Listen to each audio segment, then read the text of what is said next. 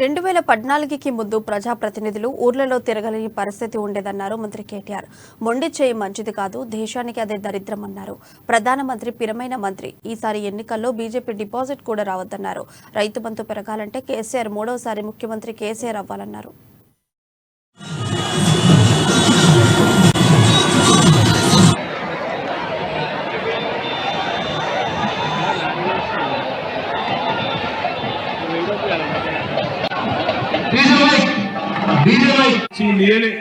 Current ఇయ్యలే, సాగునీరు ఇయ్యలే, చెరువులు బాగా చేయలే, మరి ఎందుకు ఓటేయాలి మీకు అని అడగండి. ఆ రోజు పెన్షన్ ఎంత, కాంగ్రెస్ ఉన్నప్పుడు ఎంత, ఇవాళ ఎంత? 10,000 రూపాయలు. ఒకటే అడుగుతున్నా, 10 రెట్లు పెన్షన్ పెంచిన కేసీఆర్ కొట్టేద్దామా? 200 రూపాయల పెన్షన్ ఇచ్చి సతాయించిన కాంగ్రెస్ వస్తారు. చాలా కథలు చెప్తారు. 200 పెన్షన్ ఇయ్యనోడట ఇలా 4,000 ఇస్తారట. 200 ఇయ్యనోడు అధికారంలో ఉన్నప్పుడు ఇలా 4,000 ఇస్తారు నరుకుతుండు. నాలుకే నరం లేని నాలుకే ఎటువంటి మాట్లాడు చేయి మనది కాకపోతే కాశీ దాకా దిగచ్చు.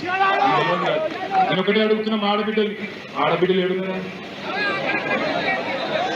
బిల్డింగ్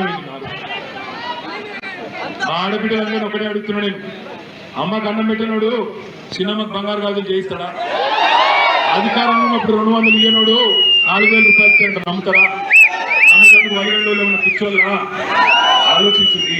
కూట్ల రాయినోడు ఎట్లా రాయిస్తాడా? అధికారంలో ఉన్నప్పుడేమో 200 పిచ్చను అందులో